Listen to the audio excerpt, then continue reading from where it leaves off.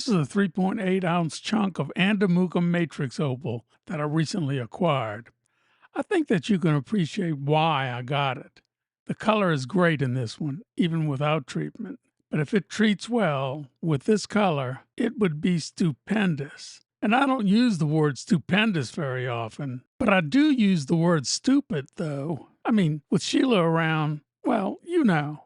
Today I'm going to treat this and find out how great this stuff is. So what is treatment? Treating is a process that turns the background of matrix opal black. Because nnOpals matrix opal is generally white to tan, when you look at it, the opal color is overpowered by the light background, making the color difficult to see. But it's there. At least some opal flash is present in 99% of all pieces of matrix opal. That might not be very much, but it's there. After treatment, if the light background is now black, the color reveals itself, sometimes spectacularly. But there's no way to know if your matrix will even treat. And if it doesn't treat, it's essentially worthless. So with this 3.8 ounce nnOpals matrix chunk, I'm going to treat it and see if we can get some poor man's black opal. Colorful nnOpals matrix that treats well may be just as beautiful as the best opal of all. Lightning Ridge black opal. That said, even great matrix opal is not valuable. I mean, compared to black opal, which often sells for between $1,000 and $15,000 or more per carat. To make an opal arrowhead, the first thing that I have to do is find a piece of opal. I mean, I rarely use anything but inexpensive opal because it's very easy to break opal. I mean, opal is really just about identical to glass for this purpose. This is a piece of Cooper Pedy white opal that has some interesting color bars and should make a pretty decent arrowhead.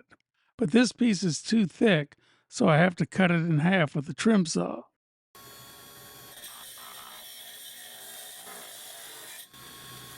Now I have to grind it. I have to give it a lens-like shape. This shape allows the flakes to travel freely across the face of it.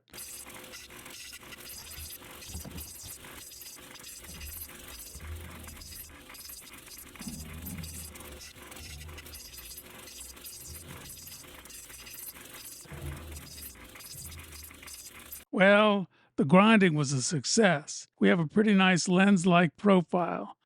Now for the flaking. Wish me luck, and I'll see you at the end.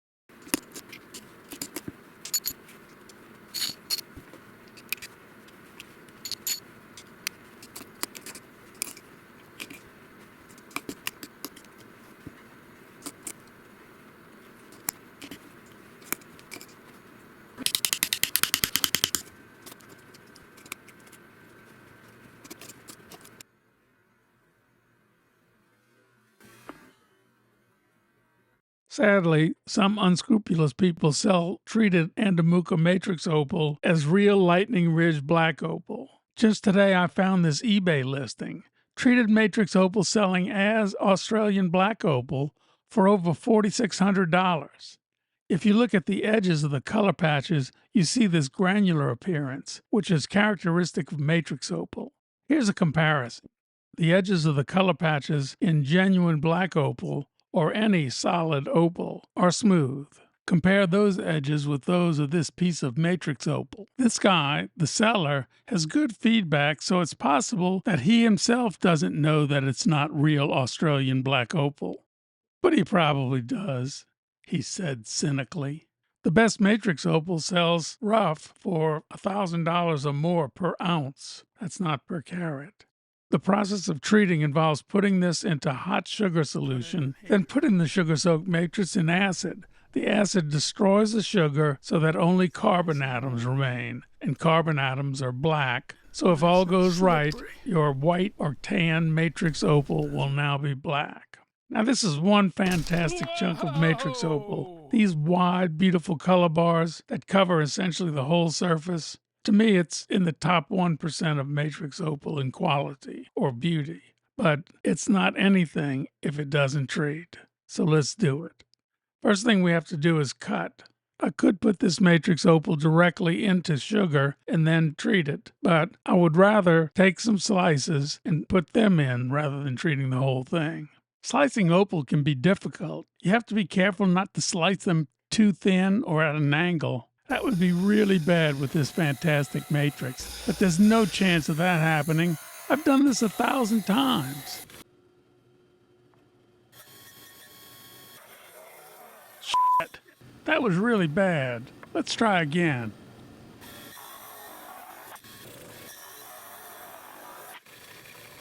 Now this is matrix I can live with, but if it doesn't treat well, I may die with it.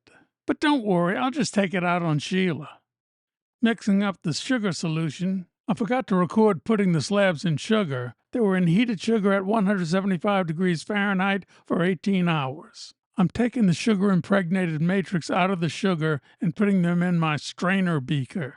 Now it's going into room temperature acid. When the treatment begins, the acid will turn black quickly. Now, better treat or this will be a lousy video.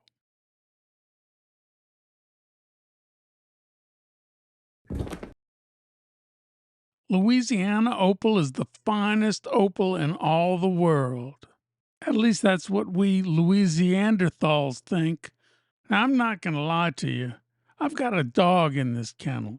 I'm from New Orleans, and I absolutely would say that Louisiana opal is best if it really was.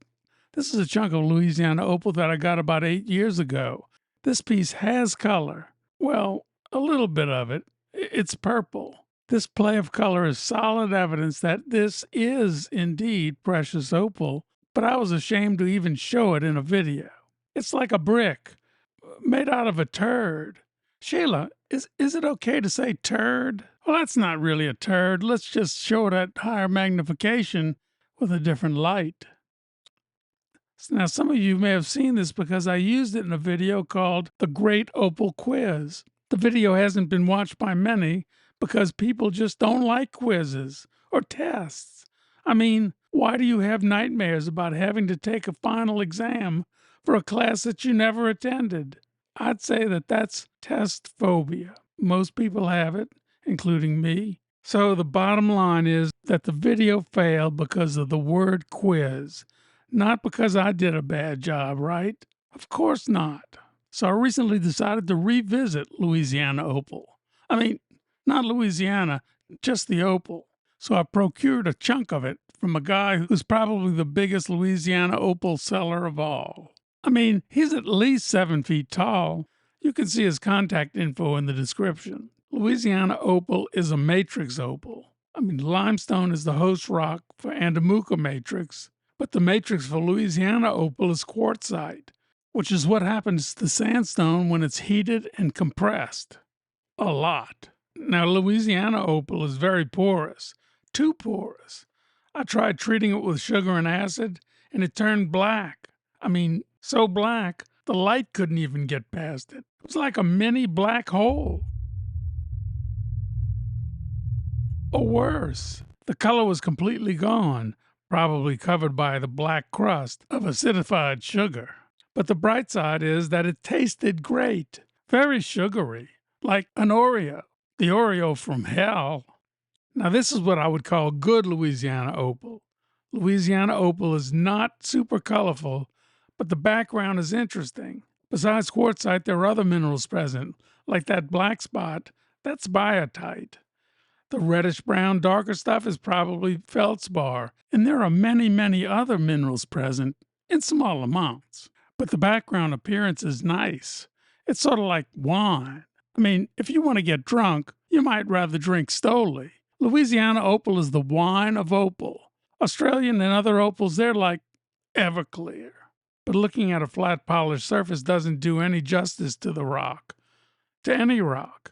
When you have a curved surface, though, you can see color at many angles, so that's why I decided to cut a piece of this off and make a cabochon.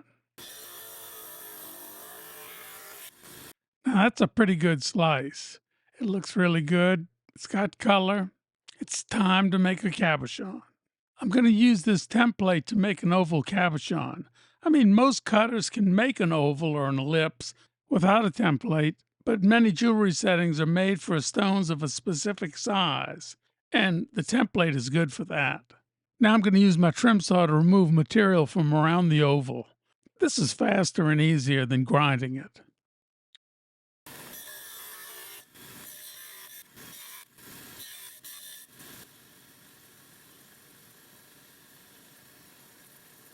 Now I have a good slice of opal to make a cabochon out of. First thing I'll do is just grind around the edges around the line, then I'll have a good starting point for cabbing.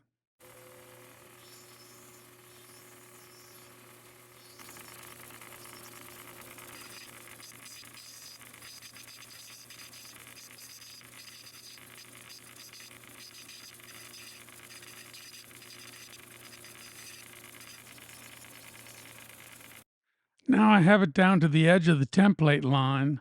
The color looks really good, extends all the way through, so I can make a high dome cabochon. That's the type that most people prefer. Well, I forgot to turn on the camera, so I only have the last part of the process. Sorry. Not sorry.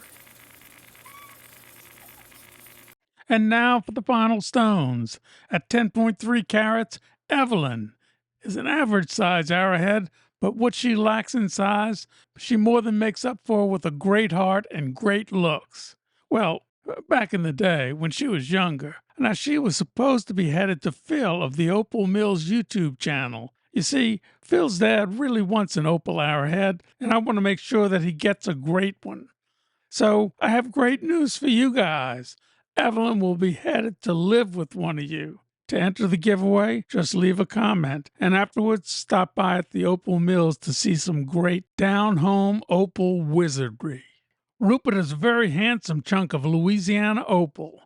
He has all the subtle beauty of good Louisiana opal, and I was going to make a cabochon out of him, but decided to send him to one of you instead. Uncut. You will like him if he shows up at your door, and if he doesn't, heck, maybe Evelyn will. I mean, at Pulitzer Opal, you just never know.